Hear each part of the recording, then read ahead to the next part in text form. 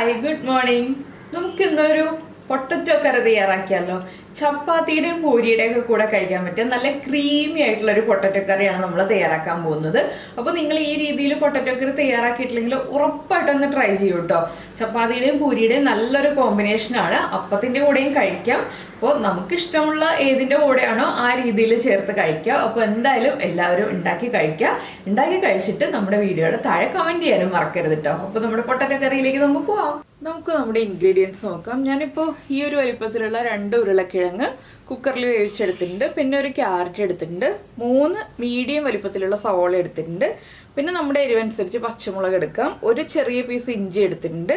പിന്നെ കുറച്ച് കറിവേപ്പില എടുത്തിട്ടുണ്ട്. പിന്നെ എടുത്തിരിക്കുന്നത് തിളപ്പിച്ച് എടുത്തിരിക്കുന്ന പശുവിൻ പാലാണ്. തേങ്ങാപ്പാലിന് പകരം പശുവിൻ പാലാണ് നമ്മൾ ഈ ഒരു കറിയിൽ ചേർക്കുന്നത്. എല്ലാവർക്കും ഈസി ആയിട്ട് ഉണ്ടാക്കാൻ പറ്റുന്ന രീതിയിലാണ് നമ്മൾ ഈ ഒരു കറി ഉണ്ടാക്കുന്നത്. അപ്പോൾ പാല് തിളപ്പിച്ചിട്ട് തന്നെ എടുക്കാം കേട്ടോ. ഇനി നമുക്ക് നമ്മുടെ സവോളയും ക്യാരറ്റും പച്ചമുളകും എല്ലാം ഒന്ന് കട്ട് ചെയ്തെടുക്കാം. ഇപ്പൊ നമ്മൾ സവോള നീളത്തിൽ സ്ലൈസ് ചെയ്തെടുത്തിട്ടുണ്ട്. ക്യാരറ്റ് ഇത് കണ്ടോ ഈ ഒരു വലുപ്പത്തിൽ ചെറിയ പീസുകളായിട്ട് കട്ട് ചെയ്തെടുത്തിട്ടുണ്ട്. പച്ചമുളക് റൗണ്ടിൽ കട്ട് ചെയ്തെടുത്തിട്ടുണ്ട്, ചെറിയ തിക്നെസ്സിൽ. ഇഞ്ചി ചതച്ചെടുത്തിട്ടുണ്ട്. ഉരുളക്കിഴങ്ങ് ഞാൻ ഇതുപോലെ തൊലിയൊക്കെ മാറ്റിയിട്ട് ഉടച്ചെടുത്തിട്ടുണ്ട്. ഇനി ബാക്കിയുള്ള കാര്യങ്ങളൊക്കെ നമുക്ക് ആഡ് ചെയ്യുമ്പോൾ പറയാം. നമുക്കൊരു പാൻ ചൂടാക്കി എടുക്കാം. അപ്പോൾ നമ്മൾ പാൻ വെച്ചിട്ട് പാനിലേക്ക് വെളിച്ചെണ്ണ ഒഴിച്ചിട്ടുണ്ട്. വെളിച്ചെണ്ണയിൽ തന്നെ ഈ ഒരു കറി ചെയ്യുകയാണെങ്കിൽ കൂടുതൽ നന്നായിരിക്കും. ഇനി നമുക്കിതിലേക്ക് 1 ടീസ്പൂൺ കടുക് ചേർത്ത് കൊടുക്കാം. കടുക് ഒന്ന് പൊട്ടി തുടങ്ങട്ടെ.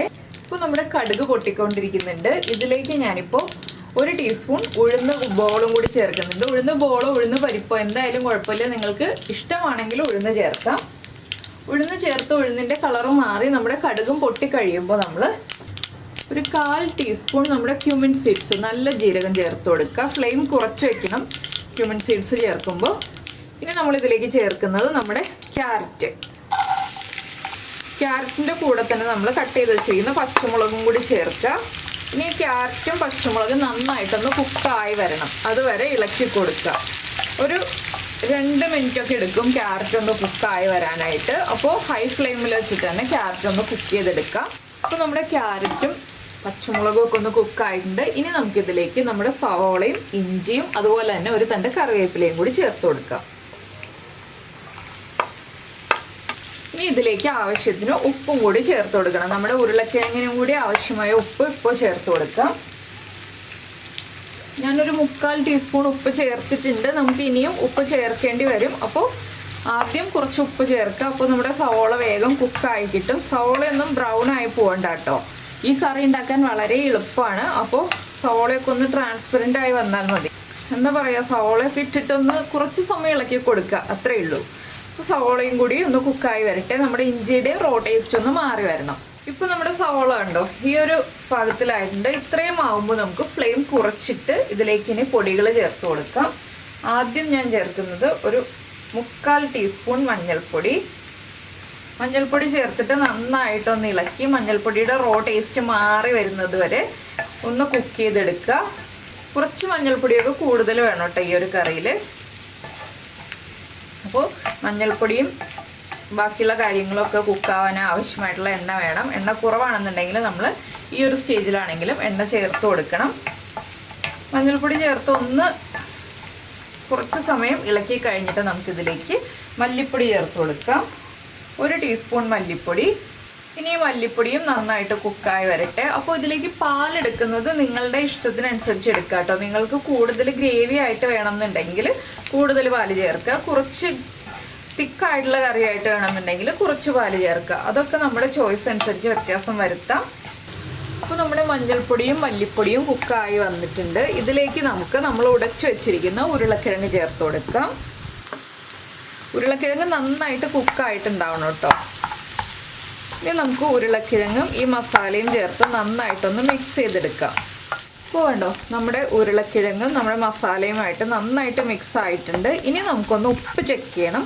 ഉപ്പ് കുറവാണെങ്കിൽ ഉപ്പ് ഇപ്പോൾ ചേർത്ത് കൊടുത്തിട്ട് നമുക്ക് ബാക്കി കാര്യങ്ങളൊക്കെ ആഡ് ചെയ്യണം. ഞാനൊന്ന് ഉപ്പ് ചെക്ക് ചെയ്യട്ടെ. ഉപ്പ് കുറവാണ്, ഞാനപ്പോൾ കുറച്ചുകൂടി ഉപ്പ് ചേർത്ത് കൊടുക്കുകയാണ്. എരിവ് ആവശ്യത്തിനുണ്ട് കേട്ടോ. പിന്നെ നമ്മുടെ പാലും കൂടി ആഡ് ചെയ്ത് കഴിയുമ്പോൾ എരിവ് കറക്റ്റ് ആയിക്കോളും. ഉപ്പ് ചേർത്ത് ഒന്നും കൂടി ഒന്ന് ഇളക്കി മിക്സ് ചെയ്യുക.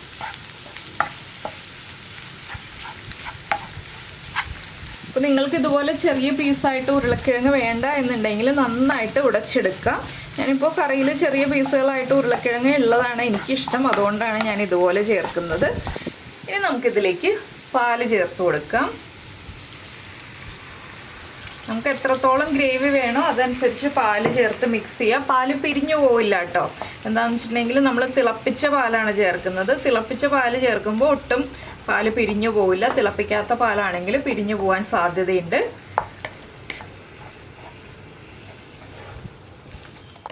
അപ്പോൾ നിങ്ങൾ ഈ ഒരു കറി ഉണ്ടാക്കിയിട്ട് കറി കുറുകി പോവുകയാണെന്നുണ്ടെങ്കിൽ വീണ്ടും കുറച്ച് തിളപ്പിച്ച പാല് ചേർത്ത് ലൂസാക്കി എടുക്കാം കേട്ടോ. അപ്പോൾ നമുക്ക് ഏത് സ്റ്റേജിലാണെങ്കിലും ലൂസാക്കി എടുക്കാം.